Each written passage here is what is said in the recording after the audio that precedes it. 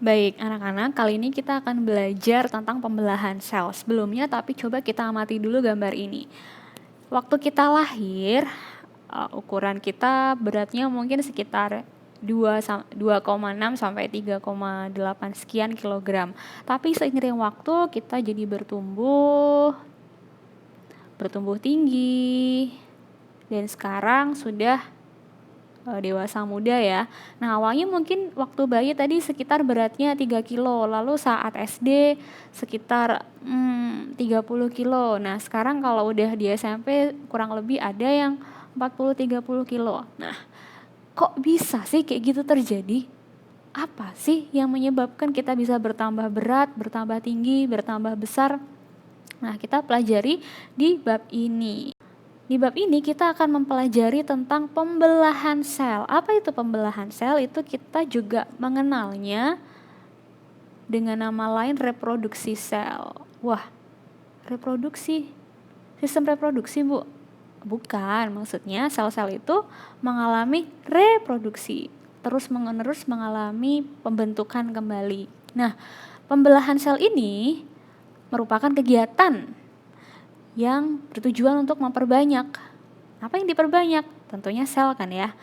Nah, sebagai akibat dari perbanyakan sel ini, maka akan selnya bertambah banyak, lalu bertambah besar, tubuh kita bertambah besar, dan juga tentunya kita akan bertambah berat. Yang tadi ya. Nah, apa sih fungsi dari pembelahan sel itu tadi? Yang pertama adalah reproduksi sel. Ini terjadi untuk organisme tingkat rendah, misalnya amoeba. Nah, untuk organisme tingkat 1 yang dia cuma terdiri dari satu sel, dia akan membelah atau melakukan reproduksi untuk membentuk spesiesnya yang baru. Nah, itu reproduksi. Lalu yang kedua untuk pertumbuhan. Nah, ini ditemukan untuk hewan atau tumbuhan tingkat tinggi. Kita tadi yang awalnya bayi lalu menjadi remaja, anak-anak dulu ya, anak-anak menjadi remaja dan dewasa. Nah, seiring waktu kita akan mengalami pertambahan tinggi, pertambahan berat, dan juga pertambahan besar tubuh, volume tubuh gitu. Nah, yang ketiga adalah regenerasi sel. Pernah dong kita ngalamin luka. Kemarin kalau misalnya kita luka, kalau di sistem peredaran darah itu kan langsung ada sistem pembekuan darah ya. Nah, ketika ada sel dari bagian epidermis yang rusak itu terus gimana caranya, Bu? Kok bisa healing atau sembuh? Nah, ini juga akibat dari pembelahan sel itu.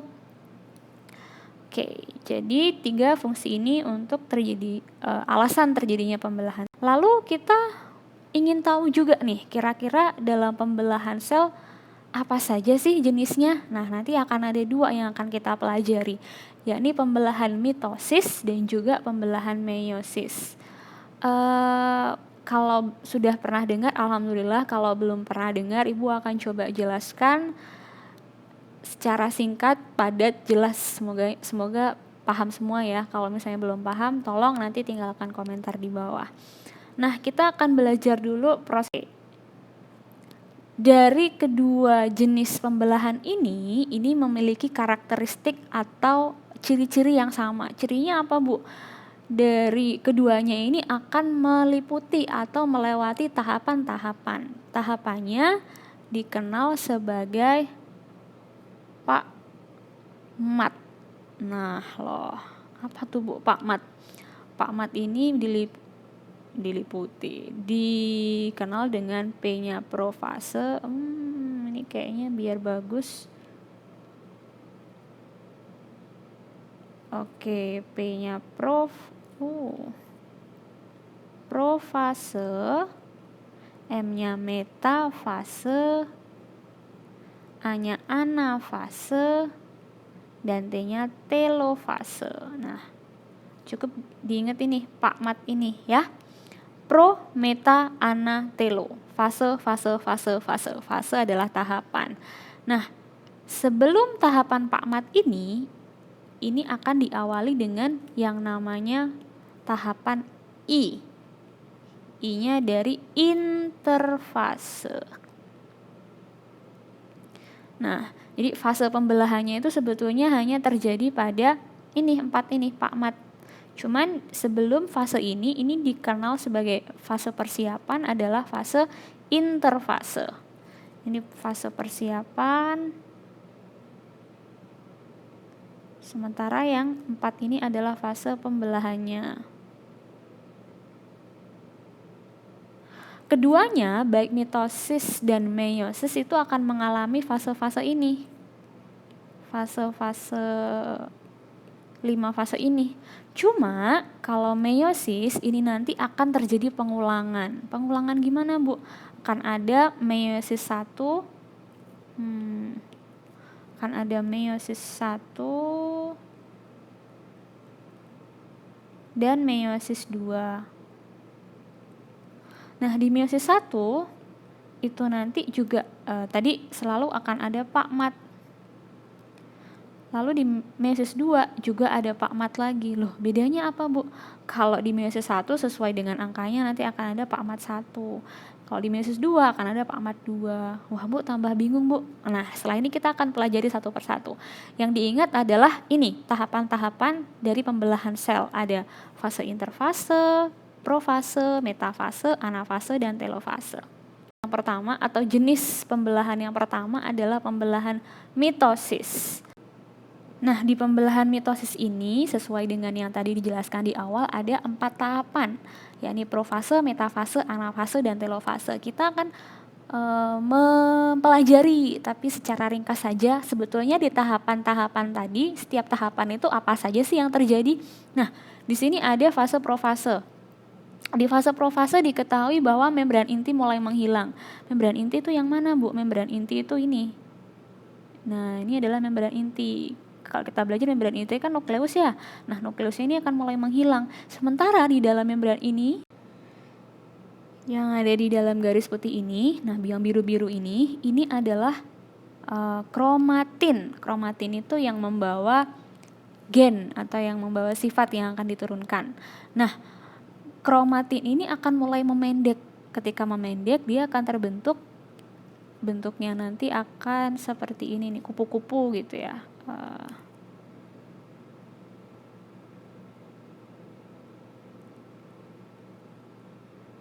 Nah, yang bentuk seperti ini namanya kromosom. Nah, kromosomnya apa yang terjadi? Kromosomnya tadi sudah mulai terbentuk ya, sudah mulai menebal, dan ada bagian yang ini nih, bagian yang seperti matahari ini adalah sentriol. Sentriol itu kalau belajar di kelas 7 dulu adalah organel yang berfungsi untuk pembelahan sel kan. Nah, di awalnya 1 itu sebelumnya tadi di fase interfase akan mengalami duplikasi sehingga terbentuk 2, dan keduanya ini ketika saling terpisah dia akan saling membentuk yang namanya benang-benang spindle. Nah, ini namanya benang-benang spindle. Oke. Nah, ini adalah proses yang terjadi pada saat profase. Pre. Lalu selanjutnya apa nih, Bu, yang akan terjadi di metafase? Di metafase kalian amati sentriolnya sudah betul-betul berada di kutub yang berlawanan ya. Kalau ini selatan berarti ini utara gitu. Intinya saling berada di ujung. Nah, dari kedua sentriol tadi ini kan terbentuk benang-benang spindlenya tadi. Nah, di benang-benang spindle ini si kromosom yang tadi sudah terbentuk itu akan berjajar. Berjajarnya secara sejajar ya, artinya lurus gitu. Seakan-akan dia kayak berada di bidang ekuator, di tengah-tengah. Nah, ini adalah proses yang terjadi pada saat metafase. Ciri khasnya terdapat kromosom yang berjajar atau yang saling bukan berdiri ya, berada sejajar satu sama lain di bidang pembelahan. Nah, itu pada metafase.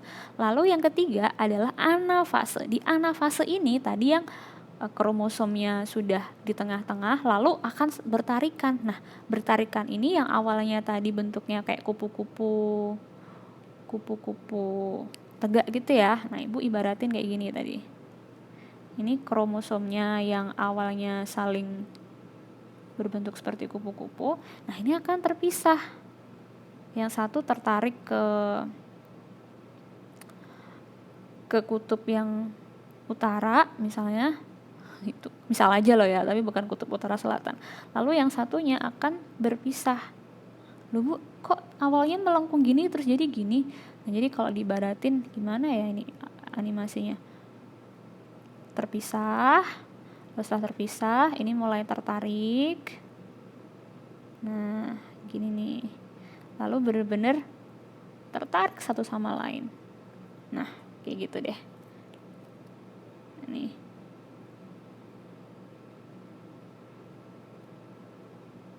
Jadi tahapannya ini. Nanti ada animasinya kok yang akan menunjukkan bagaimana prosesnya.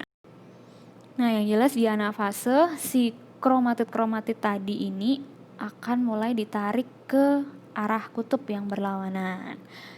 Nah, Bu, bingung deh, ada kromatin, kromosom, terus kromatid ini bedanya apa? Nah, kalau kromatin tadi itu adalah benang-benang yang tidak beraturan. Nah, ini adalah kromatin. Kromatin yang menebal ini akan membentuk yang namanya kromosom. Jadi kromosom itu bentuknya kayak kupu-kupu gini loh ya, ada dua. Ini kalau dipisah nanti kayak gini nih, berdiri sendiri. Semoga kelihatan ya, birunya kok kurang bagus gitu. Nah, kromosom yang sudah saling berpisah, bukan berpisah. Kromosom yang sudah berdiri masing-masing ini namanya kromatid. Jadi kromatid itu adalah satu ini. Ya, ini adalah kromatid. Antara kromosomnya yang bentuknya kupu-kupu. Oke. Lalu terakhir apa yang terjadi, Bu? Yang terjadi adalah di fase telofase ini tadi si kromatin yang sudah di kutub yang satunya dan kutub yang satunya itu mulai melebur kembali. Nah, meleburnya nanti kembali kayak seakan-akan membentuk kromatin gitu. Jadi udah mulai kayak yang awalnya tebel tuh terus jadi benang-benang tipis lagi gitu. Nah, di fase yang ini akan terjadi namanya karyokinesis. Karyokinesis ini nih. Ini perlekuan ini. Ini adalah karyokinesis. Nah, tujuannya apa, Bu? Tujuannya terjadi namanya sitokinesis. Sito itu kan sel. Terbentuk 2 sel nanti tuh. Di sini ada pembagian sitoplasma, ada pembagian organel-organel sel. Ibu yakin di kelas 7 udah belajar kok. Jadi kurang lebih seperti itu tahapannya. Sekarang kita coba cek secara animasi seperti apa sih? Oke, Ibu akan tunjukkan secara animasinya. Coba diamati baik-baik. Ingat bahwa tadi di proses dari mitosis itu ada 4 tahapan utama kan? Ya, ini tahapan profase, metafase, anafase. Apa yang terjadi pada profase? Nah, ini tadi terbentuk sister kromatid. Wah, sister kromatid tadi namanya kromosom tadi ya. Nggak usah dipusingin ini istilah-istilahnya apa. Coba diamati aja dulu dari ada gambaran secara animasinya. Nah, tadi sentriolnya udah terbentuk 2 dan saling menuju ke kutub yang berlawanan sambil membentuk benang-benang spindle. Nah, ini saat di benang spindle tadi, nah ini udah ini nggak usah dipahami daripada pusing nanti ya. Nah, ini nih di fase ini yang udah mulai sejajar di tahap ini namanya tahap apa? Iya, metafase. Lalu ketika kromatidnya bergerak ke kutub, mulai tertarik nanti. Nah, ini adalah tahapan anafase. Dan selanjutnya ada lekuan tadi. Ini adalah karyokinesis. Lalu pada akhirnya akan terbentuk 2 sel yang identik. Nah, ini 2 sel identik ini adalah hasil yang terbentuk dari proses mitosis. Oke, kalau gitu coba kita tarik kesimpulan. Jadi sebetulnya pertama, apa sih sebenarnya fungsi dari pembelahan mitosis itu? Di pembelahan mitosis ini tujuannya adalah untuk pertama tadi pertumbuhan. Pertumbuhan dari apa, Bu? Nah, ini adalah khususon tempat di mana mitosis ini terjadi itu ada pada sel-sel somatis. Sel-sel somatis itu apa, Bu? Sel-sel somatis itu adalah sel-sel tubuh.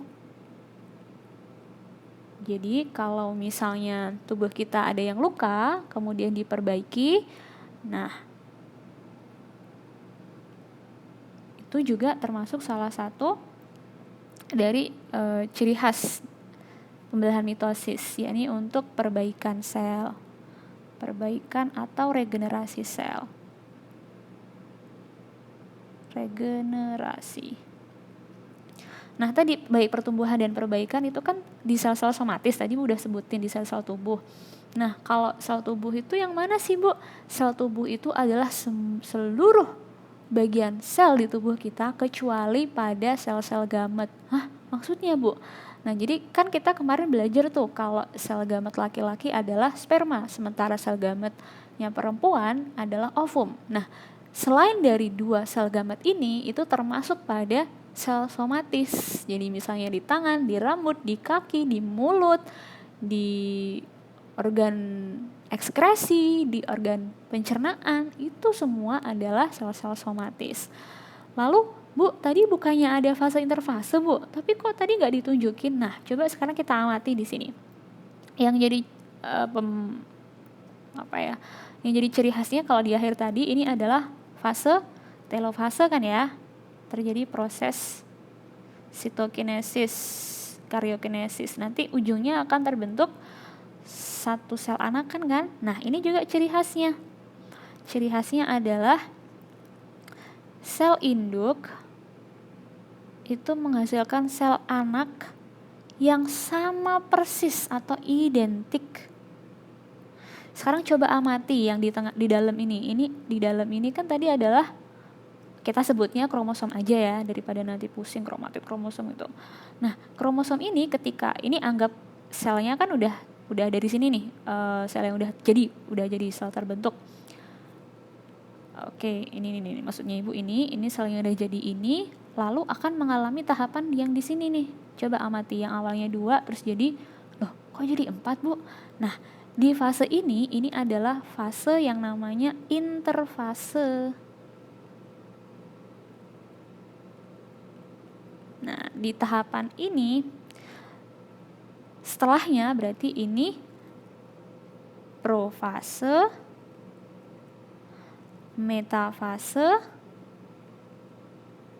dan anafase. Terakhir telofase ya. Nah, apa sih, Bu, yang terjadi di tahapan dari interfase ini? Kalau kita amati yang awalnya kromosomnya 2, lalu jadi 4, ini ada namanya proses duplikasi. Ada duplikasi kromosom di sini. Jadi organ-organelnya, nah yang tadi sentriol, Ibu kayaknya udah sebut di awal, sentriolnya cuma 1, terus jadi 2 gitu kan. Nah itu jadi proses duplikasi. Duplikasi ini terjadi pada fase interfase. Nah kalau kita amati awalnya 4, tapi di akhir kok jadi 2 lagi. Nah, inilah ciri khas dari mitosis, di mana kalau sel induknya di sini, lalu terjadi proses pembelahan, lalu di akhir dia memunculkan anakan, induknya 2N. Nah, ini nih yang penting nih. Ini adalah 2N. Maka anaknya juga 2N. Bu, 2N itu apa? Itu adalah untuk menunjukkan struktur kromosom. Ini namanya diploid. Ketika induknya diploid, anaknya juga diploid. Nah, ini ringkasan yang Ibu tadi maksud, ketika induknya itu 2N, maka anaknya juga akan yang terbentuk 2N. Dari satu induk, jumlahnya 1 akan terbentuk menjadi 2 anak. Jadi dari satu sel menjadi 2 sel. Berarti kalau selanjutnya gimana nih? Akan terbentuk 4 dong. Kalau 4 berarti berapa dong? 8 dong, gitu. Paham nggak kira-kira? Di awalnya 1 terbentuk 2 terbentuk lagi 2 lagi, dan seterusnya. Nah, ini adalah ciri dari pembelahan mitosis. Kita lanjutkan untuk yang pembelahan meiosis. Nah, di pembelahan meiosis ini di awal Ibu sebutkan, ini terjadi 2 kali pembelahan. 2 kali pembelahan. Jadi di awal ada meiosis 1, nanti juga akan ada dilanjutkan dengan meiosis 2. Nah, ini agak susah, jadi tolong dipahami baik-baik ya. Sekarang kita amati dulu, kalau di meiosis 1 apa yang terjadi? Oke, di meiosis 1 sama tetap tahapannya, profase sampai telofase. Nah, di profase sama seperti mitosis, membran inti mulai menghilang, kromatin memendek, terbentuk kromosom. Nah, ini yang menjadi ciri khas. Kromosomnya ini adalah kromosom homolog, anak-anak. Nah, ini terbentuk kromosom homolog dan akan terjadi yang namanya crossing over. Wah, kayak gimana itu, Bu? Nanti akan ada animasi untuk memperjelas.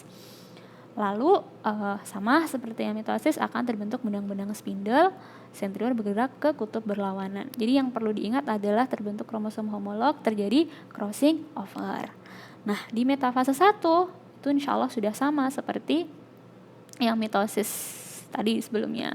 Tapi bedanya kalau yang di mitosis itu adalah kromatid ya, kromatid akan mulai tertarik. Nah, kalau yang di sini ini yang tertarik adalah kromosomnya. Lah, loh, gimana tuh, Bu? Oke, sabar nanti animasinya akan segera kita lihat. Jadi berjejer di sini adalah kromosom homolog. Kalau kromosom homolog nanti akan mulai tertarik. Nah, yang tertarik tadi kromosom ya. Kromosomnya mulai tertarik. Sama di akhir terbentuk karyokinesis. Nah, dilihat nih kalau di mitosis itu kan nggak ada tuh. Jadi kayak kalau biru semua, kalau diibaratin ya, cuman untuk memperjelas aja, ini nih terjadi pindah silang gen di sini. Oke, dilanjutkan di tahapan telofase ini nanti akan masuk lagi ke tahapan yang selanjutnya, ini di profase. Waduh, Bu, iya 2 kali. Di profase 1 sama membran inti menghilang. Yang kita cek amati yang perbedaannya aja ya. Insya Allah kalau sampai di sini itu udah sama dengan pembelahan mitosis, di mana kromatin menebal membentuk kromosom. Lalu kromosomnya udah berjajar di ekuator. Kalau ini kan kromosom, kalau yang ini tadi adalah kromosom homolog. Ini lihat nih dari jumlah kromosomnya udah mulai kelihatan. Lalu saat tertarik, nah ini yang tertarik ini kan kromatidnya kan, sementara yang di sini yang tertarik adalah kromosom. Nah, Ibu harap udah ada gambaran ya. Nah, jadi kalau tadi jumlah pembelahannya 2, lalu apalagi nih yang ciri khas dari meiosis? Meiosis ini terjadinya di sel-sel gamet. Jadi sel gamet itu berarti yang sperma dan ovum. Oke, kita coba pelajari aja lebih lanjut dengan yang tadi disebutkan, bahwasanya meiosis ini terjadi pada sel-sel gamet. Nah, kita temukan kalau yang di laki-laki berarti di bagian testis, kalau yang perempuan berarti di bagian ovarium. Oke, wah ini apa? 2N itu tadi ya diploid, di mana menunjukkan jumlah kromosom. Kalau di manusia itu jumlahnya ada 46. Lalu sementara kalau di sel-sel gamet itu setengahnya. Jadi setengah dari 46 adalah 23. Lalu apa nih proses yang terjadi ketika meiosis? Kita belajar yang meiosis awal dulu ya, meiosis 1. Nah, tadi di awal kita nyebutin interfase. Fase interfase ini adalah fase duplikasi. Tuh dicek, diamati. Istilahnya tidak perlu kalian amati dengan detail gitu ya, nanti pusing nanti. Lalu ketika membran inti sudah mulai menghilang, nah ini Lihat baik-baik. Nah, ini terbentuk yang namanya kromosom homolog. Jadi kalau tadi bentuknya kupu-kupu ya, waktu kita mitosis, nah sekarang kupu-kupunya tuh double, ada 2, jadi seakan-akan ada 4 gitu. Nah, saling berpasangan kayak gini. Ini namanya kromosom homolog. Lalu terjadi proses crossing over. Apa Bu crossing over? Tuh dicek, diamati, iya. Jadi seakan-akan ada penyisipan gen, saling berbagi gitu. Membran itu sudah mulai menghilang. Lalu sentriol sudah menuju ke kutub-kutub yang berlawanan sambil membentuk namanya benang spindle. Oke, nah ini tadi ingat ya, kromosom homolog. Hati-hati. Kromosom homolog, Bu, ada prometafase, nggak usah dipusingin, nanti tambah pusing. Oke, kecepatan. Nah ini tadi, ini kromosom homolognya berjajar, berarti udah metafase. Wow. Lalu ketika tertarik nih, kromosom homolognya saling tertarik adalah tahapan anafase. Nah, di tahapan anafase sudah terbentuk 2 sel yang tersitokinesis dan terbentuk karyokinesis. Nah, ini adalah selesai di tahapan meiosis 1. Baru meiosis 1 ya anak-anak ya. Ingat. Setelah ini bagaimana Bu prosesnya? Prosesnya akan mengulang lagi. Nah, tapi langsung ya ke profase 1. Nah, profase 2 maksudnya Bu. Langsung ke profase, kemudian mulai berjajar. Tapi ingat, ini bukan kromosom homolog lagi, tapi kromosom biasa. Jadi kalau gampangnya meiosis 2 itu tahapannya hampir sama dengan tahapan-tahapan yang terjadi loh ya, itu yang di mitosis. Berjajar adalah metafase. Lalu mulai bertarik, ini adalah kromatid. Kromatidnya bertarik, kemudian terbentuk karyokinesis, terjadi sitokinesis juga di sini, dan pada akhirnya terbentuklah dari 1 sel induk terbentuk menjadi 4 sel anakan. Nah baik, coba kita recap kalau gitu ya antara perbedaan meiosis 1 dan meiosis 2, di mana pada tahapan profase, yang di profase 1 tidak terjadi crossing over. Crossing over yang mana Bu? Nah tadi ada semacam persilangan pindah silang gitu. Nah sementara di profase 2 sudah tidak ada lagi nih, karena jumlah kromosomnya bukan lagi haploid tapi sudah kromosom itu sendiri gitu.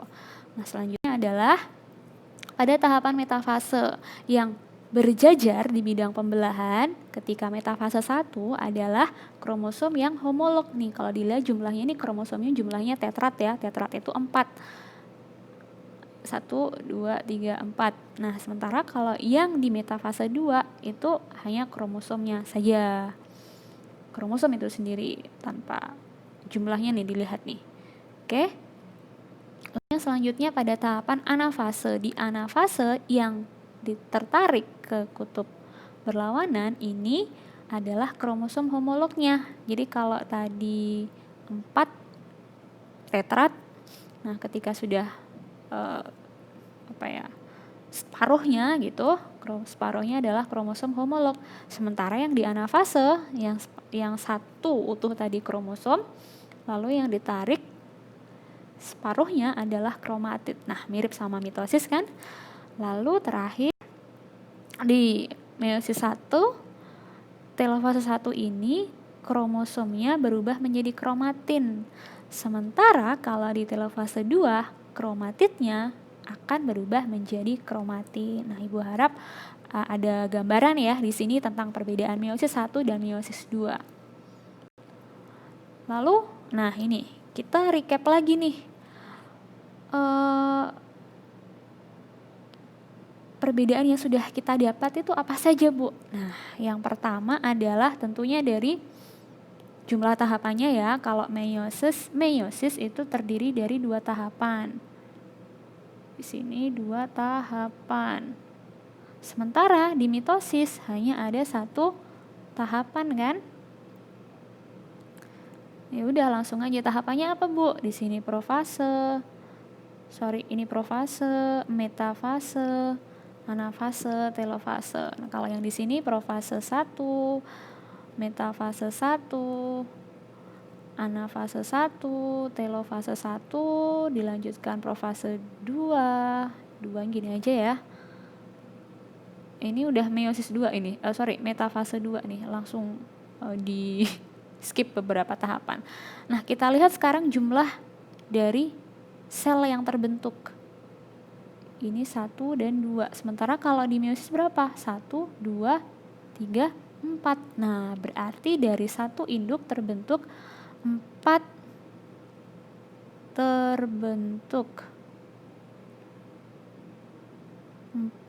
sel anakan. Sementara di mitosis dari satu indukan terbentuk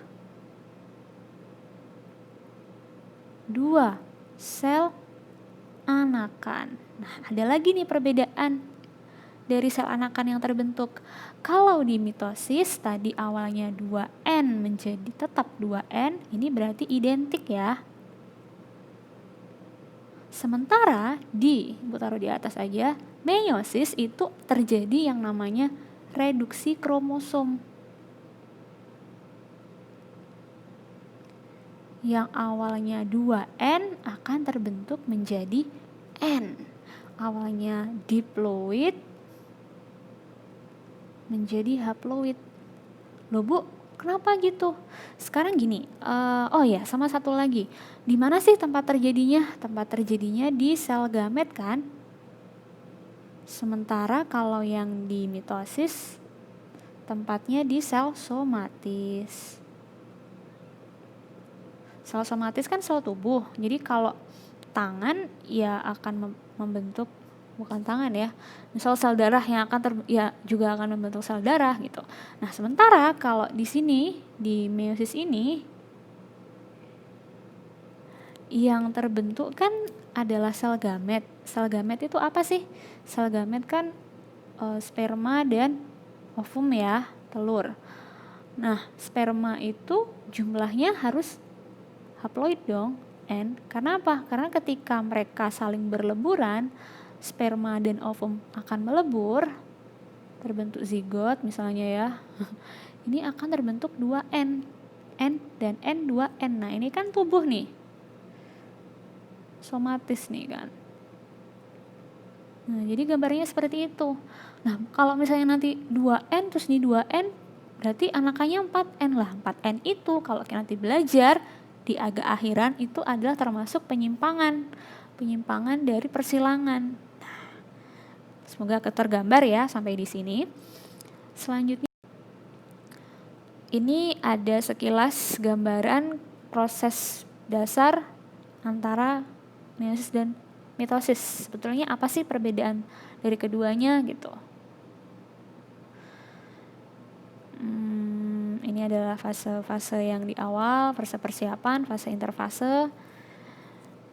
Mulai menebal, nah diamati baik-baik, semoga maksud Ibu dipahami ya tadi ya.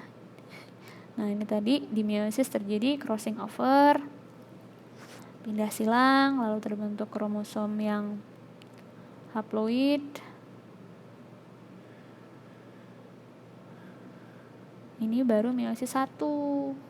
Dilanjutkan ke meiosis yang kedua. Nah, pada akhirnya terbentuk 4 sel anakan yang haploid tadi. Sementara di mitosis, nah ini kan, kalau di meiosis jumlah selnya 4 dan masing-masing haploid nih. Kalau di mitosis 2 dan masing-masing diploid. Diploid itu dilihat dari jumlah kromosom yang ada di dalam sel, di dalam nukleusnya. Oke. Berarti bisa dong kita buat kesimpulan di sini antara yang menjadi perbedaan antara pembelahan mitosis dan meiosis. Yuk sama-sama bareng-bareng dengan Ibu kita simpulkan. Yang pertama dari tempat terjadinya, tadi berulang kali. Di mana tempat terjadinya mitosis? Mitosis ini terjadi di sel-sel tubuh atau sel somatis. Nah ya, somatik sama. Sementara di meiosis terjadi di sel gamet, anak-anak. Lalu bagaimana jumlah pembelahannya? Untuk mitosis hanya 1 kali pembelahan.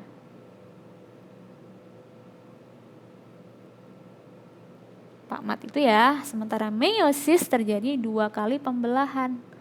Ada meiosis 1, Bu singkat meiosis 2, di mana nanti ada Pak Mat 1, Pak Mat 2 kan? Pak Mat 2. Lalu jumlah dan sifat sel anakannya bagaimana? Kalau yang di mitosis terbentuk 2 sel anakan. 2 sel anakan yang identik. Dan sifatnya 2N atau diploid. Sementara yang meiosis tadi 4 sel anakan yang tidak identik dan sifatnya N atau haploid. Apakah di mitosis terjadi crossing over? Jawabannya tidak ada ya, sementara di meiosis ada. Oke, tidak ada. Meiosis ada. Di mana terjadinya kalau di meiosis? Terjadi pada tahap profase 1. Lalu fungsinya sekarang. Nah, ini yang belum tersebut tadi. Ketika mitosis itu tujuannya, kayaknya udah ya. Yang tadi adalah untuk pertumbuhan dan juga regenerasi sel. Kalau ada sel-sel yang rusak, regenerasi. Sementara meiosis karena terjadinya di sel kelamin, maka tujuannya untuk mempertahankan. Mempertahankan, apa yang dipertahankan Ibu? Mempertahankan jumlah. Oke.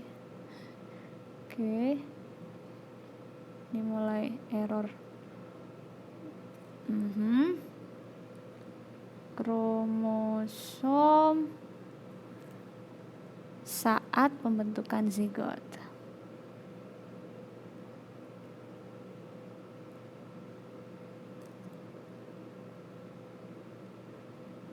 Nah, sampai di sini Ibu tunggu pertanyaan, silahkan taruh di kolom komentar.